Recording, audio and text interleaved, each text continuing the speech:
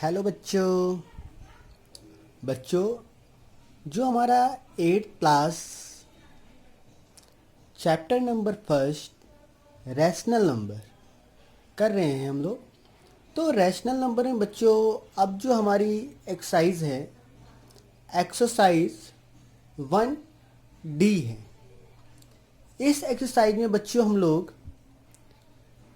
Rational number के multiplications करेंगे कि रैशनल नंबर में किस प्रकार से मल्टीप्लाई किया जाता है अलग अलग रैशनल नंबर के बीच में। बच्चों आप देख रहे हो एक्सरसाइज 1D जो है हमारा पहला क्वेश्चन है, find each of the following product. यानी कि जो क्वेश्चंस हमें गिवन हैं रैशनल नंबर के, हमें क्या करना है बच्चों, तो उसके हमें प्रोडक्ट फाइंड करने हैं। तो अब हम लोग इस एक्सरसाइज को शुरू करते हैं। बच्चों हमारा क्वेश्चन है जो फर्स्ट 3/5 मल्टीप्लाई -7/8।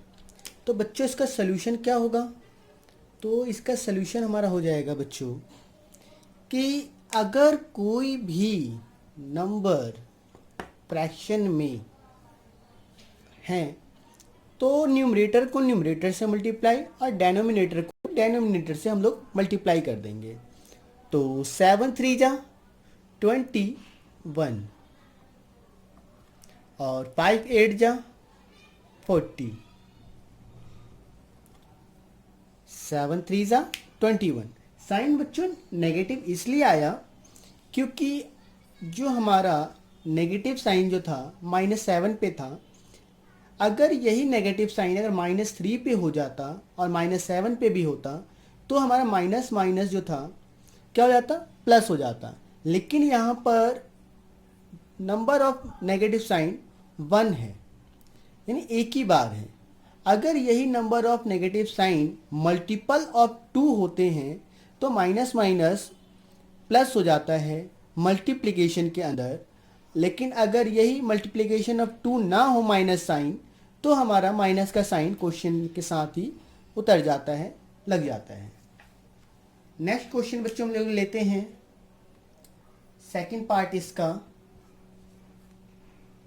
-9/2 मल्टीप्लाई 5/4। तो बच्चों इस क्वेश्चन का भी सलूशन हम लोग सेम वैसे ही करेंगे, न्यूमरेटर को न्यूमरेटर से मल्टीप्लाई। तो 9×5 = 45। साइन बच्चों किसका हो जाएगा, माइनस का होगा, और 4×2 = 8। तो ये हमारा क्या हो जाएगा, इसका आंसर हो जाएगा। ठीक है बच्चों।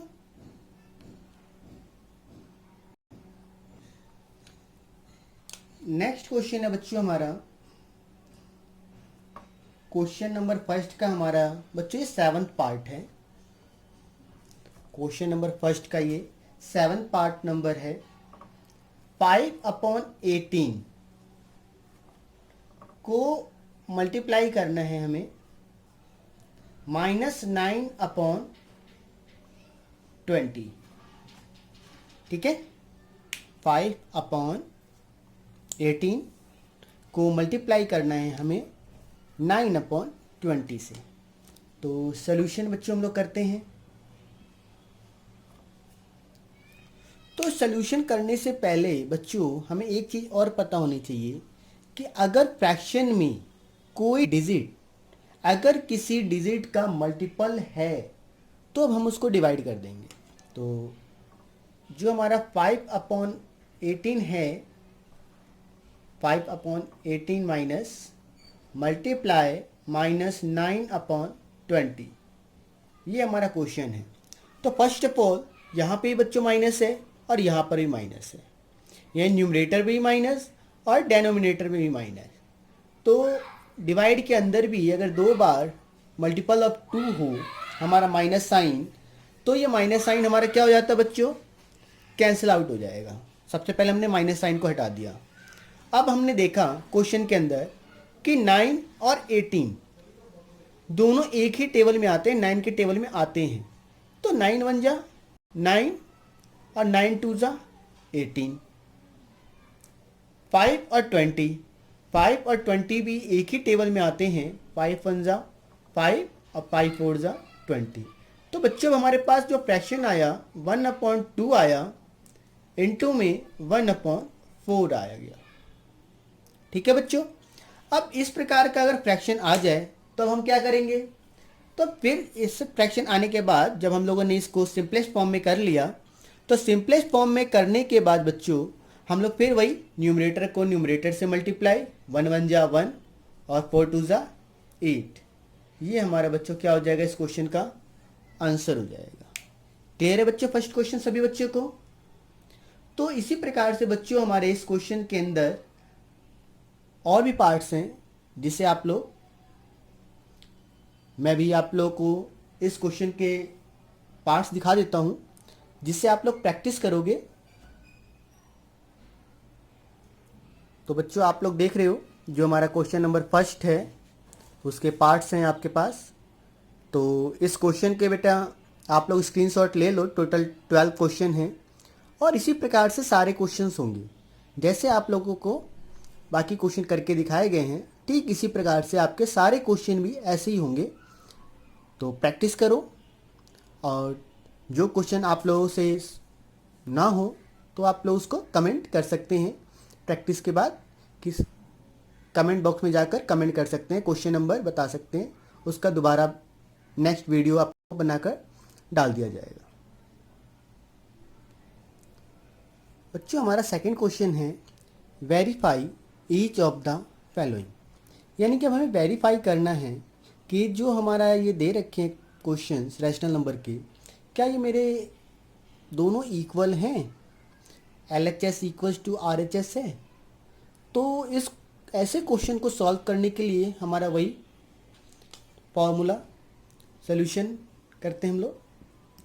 न्यूमरेटर को न्यूमरेटर से मल्टीप्लाई कर देंगे तो 5 3 जा 15 और 9 7 जा 63। ठीक है बच्चों, 5 3 जा 15 और 9 7 जा 63। माइनस है इक्वल्स टू 5 3 जा 15 माइनस 9 7 जा 63। यानी कि अगर दो रैशनल नंबर को अगर एक्सचेंज कर दें उनकी क्या पोजीशन, तो उनके रिजल्ट में बेटा कोई भी अंतर नहीं आया।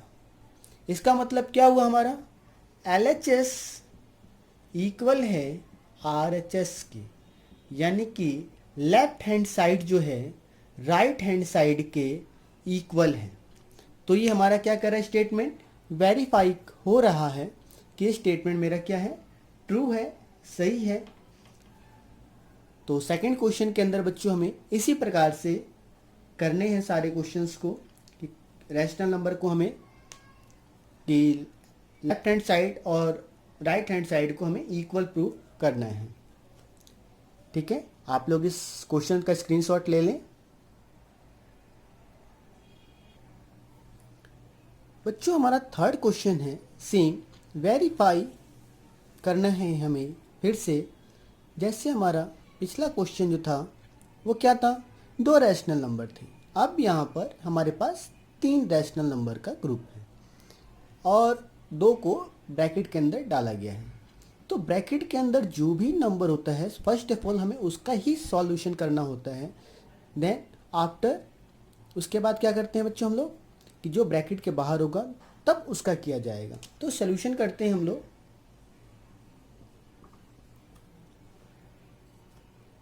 न्यूमरेटर को न्यूमरेटर से मल्टीप्लाई किया तो 12 5 जा बच्चों 60 और 13 7 जा कितना होता है बच्चों?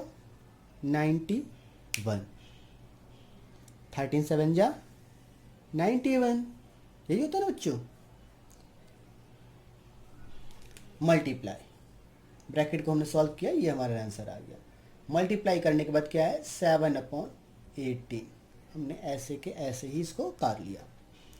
इक्वल्स टू 5/7 मल्टीप्लाई ब्रैकेट को सॉल्व किया बच्चों। ब्रैकेट को सॉल्व करने के बाद न्यूमरेटर को न्यूमरेटर से जब मल्टीप्लाई किया तो 12 7 जा 84 और 13 को हमें किससे मल्टीप्लाई करना है बच्चों? 18 से। तब ये कैलकुलेशन बच्चों हमारी क्या हो गई, अब थोड़ी बड़ी हो गई है।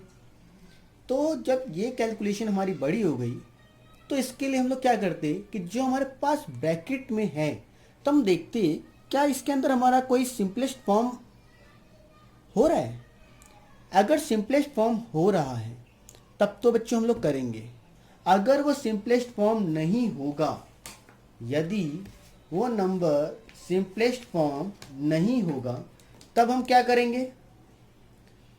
तब बच्चों हमें उस नंबर को फिर हमें मल्टीप्लाई करना पड़ेगा। हमें अगर कोई डिजिट अगर सिंपलेस्ट फॉर्म नहीं हो रही होगी तब हमें उस नंबर को मल्टीप्लाई करना पड़ेगा। अब जब मल्टीप्लाई करेंगे तो क्या आएगा? अगर आप देखो तो 13 को अगर 18 से मल्टीप्लाई करें तो थोड़ा बड़ा हो जाएगा, लेकिन हमारा आंसर तभी भी आ जाएगा। क्या आएगा? 234। ठीक है बच्चों, क्या आएगा आंसर? 234। चलो ये तो आया हमारा। अगर मैं इस डिजिट को अगर सिंपलेस्ट फॉर्म में कर दूं तो 6 2 जा 12 और 6 3 जा 18। सिंपलेस्ट फॉर्म में हो गया ना बच्चों। अब 2 को अगर मैं 7 से मल्टीप्लाई करूं तो हमारा रिजल्ट क्या आ जाएगा? तब बच्चों हमारा रिजल्ट क्या आता? और हमारा छोटा हो गया ना बच्चों, कितना आ जाएगा? 7 2 जा 14 और 13 3 जा कितना होता है बच्चों? 13 3 जा 39। अब हमारे पास ये टर्म आ गई। अब इतना होने के बाद भी अब हम दोबारा से चेक करेंगे कि क्या कोई ऐसा फ्रैक्शन है जो हमारा सिंपलेस्ट फॉर्म बन रहा हो कहीं। तो यस, बन रहा है। देखते हैं अब कैसे। तो ये 6 से 6 10 जा 6 10 जा 60, 6 3 जा 18। ठीक है बच्चों। 7 1 जा 7, 13 जा 91। 5 से तो ये कटेगा नहीं, लेकिन ये कट सकता है। 7 1 जा और 7 2 जा।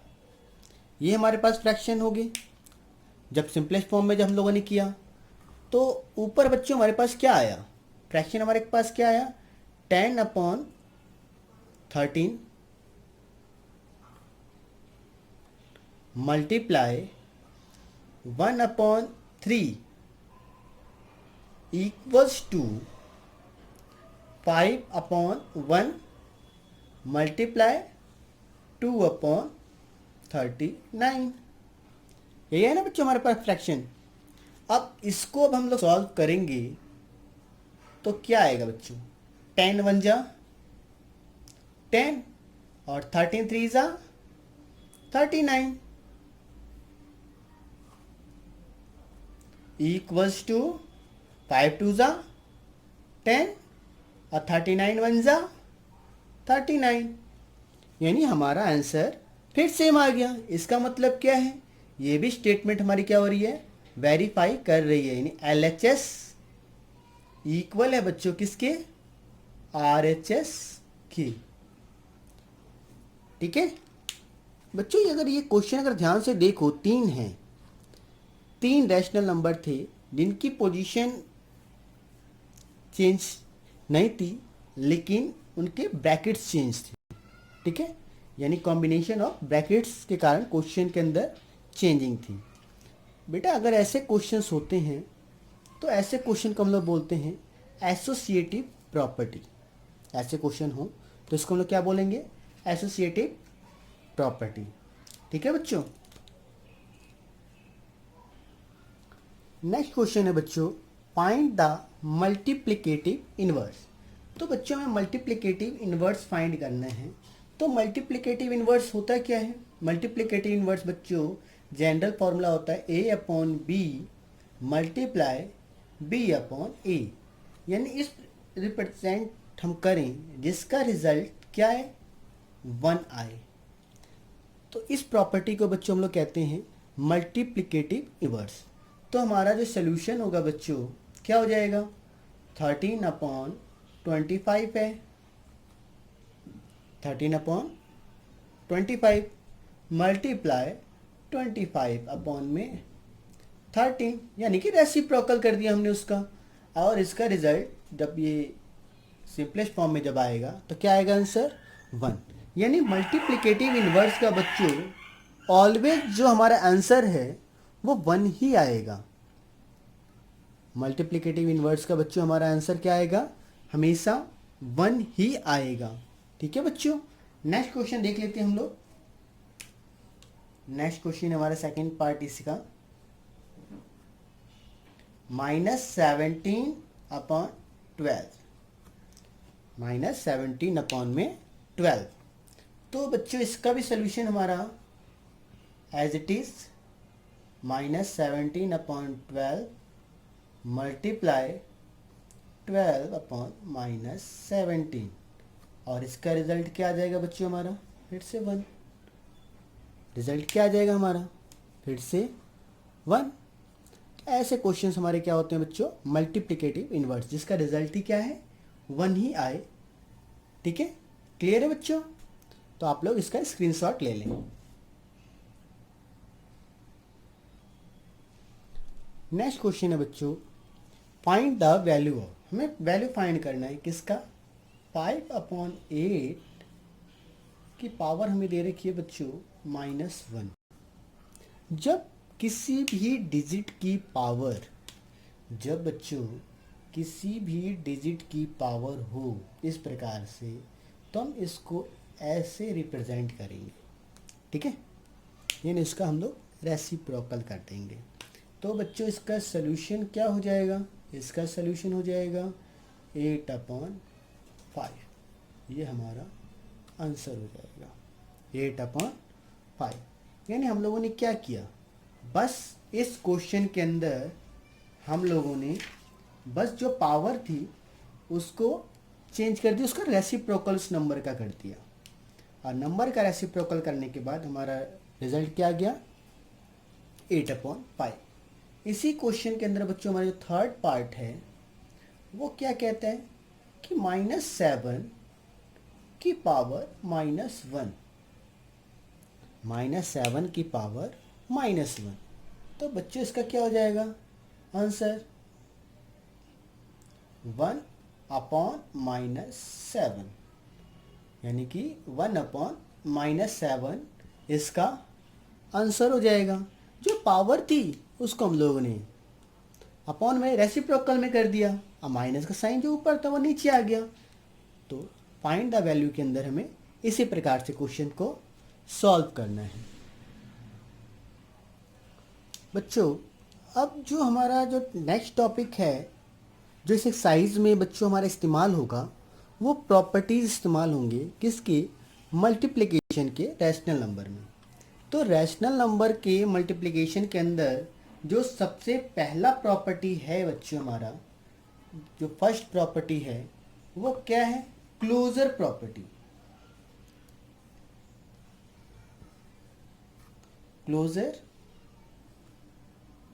प्रॉपर्टी। तो क्लोजर प्रॉपर्टी के अंदर बच्चों क्या होगा, क्लोजर प्रॉपर्टी के अंदर अगर दो रैशनल नंबर हैं इन a/b मल्टीप्लाई c/d, अगर इस प्रकार से कोई रैशनल नंबर हैं, अगर हम इनकी पोजीशन चेंज कर दें, यानी c/d मल्टीप्लाई a/b करें, तो जो भी इनका रिजल्ट होगा बच्चों वो क्या हो जाएगा, सेम आएगा, सेम ही आएगा ना बच्चों। लेकिन अगर ये रैशनल नंबर अगर हम इस प्रकार से लिखते हैं तो ये क्लोजर प्रॉपर्टी नहीं कहलाएगी। ठीक है, यानी कि अगर दो रैशनल नंबर ऐसे दे रखे हैं सीधा, ठीक है, अगर दो रैशनल नंबर इस प्रकार से दिए हुए हैं जिनका आप आंसर निकालोगे ए सी और बी डी, जिसका रिजल्ट निकलेगा, ऐसे रैशनल नंबर बच्चों हमारे क्या होंगे, क्लोजर प्रॉपर्टी के होंगे। ठीक है, इस प्रकार से क्या होगा, हमारा क्लोजर प्रॉपर्टी होगा, जिसका डायरेक्ट हमें क्या करना पड़े, मल्टीप्लाई करें, ये दो रैशनल नंबर को सीधा मल्टीप्लाई करके आंसर फाइंड करें, तो ये ऐसी प्रॉपर्टी हमारी जो कहलाती है मल्टीप्लिकेशन की रैशनल नंबर में, वो कहलाती है बच्चों क्लोजर प्रॉपर्टी। सेकंड प्रॉपर्टी क्या है हमारी, कम्यूटेटिव प्रॉपर्टी। सेकंड प्रॉपर्टी है बच्चों हमारी कम्यूटेटिव प्रॉपर्टी। कम्यूटेटिव प्रॉपर्टी बोल दो या आप लॉ भी बोल सकते हो, कम्यूटेटिव लॉ। तो बच्चों इसके अंदर क्या होगा, कम्यूटेटिव प्रॉपर्टी के अंदर क्या होगा, अब देखिए, अब हमारे पास यही रैशनल नंबर हैं, ठीक है, हमारे पास यही रैशनल नंबर हैं, बस इनका हमें क्या करना है, ऑर्डर चेंज करना है, ऑर्डर चेंज करना है,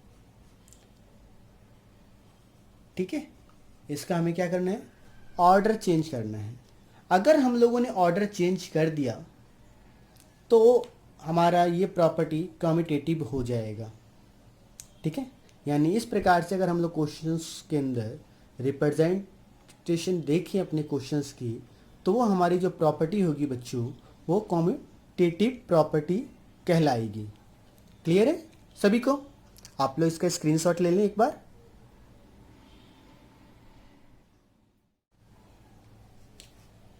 हमारा जो थर्ड वर्ड प्रॉपर्टी है बच्चों, वो हमारा है एसोसिएटिव प्रॉपर्टी। Associative property. तो बच्चों इस एसोसिएटिव प्रॉपर्टी के अंदर क्या होता है कि हमारे पास बेटा कोई सा भी रैशनल नंबर हो, कोई सा भी हो, like A upon B, C upon D, E upon F, ये हमारे एनी रैशनल नंबर हैं। तो बच्चे जब हम इसकी ग्रुपिंग करेंगे, ए upon B multiply C upon D को ब्रैकेट में डाल दिया और ई अपॉन एफ को हमने ऐसे छोड़ दिया। तो अगर हम A upon B multiply bracket में C upon D into E upon F को जब हम लोग ग्रुप करेंगे, तो इस प्रकार की प्रॉपर्टी को बच्चों हम लोग क्या बोलते हैं, एसोसिएटिव प्रॉपर्टी कहते हैं। क्या कहते हैं बच्चों इसको हम लोग, एसोसिएटिव प्रॉपर्टी कहते हैं। फोर्थ वन है बच्चों हमारी मल्टीप्लिकेटिव आइडेंटिटी।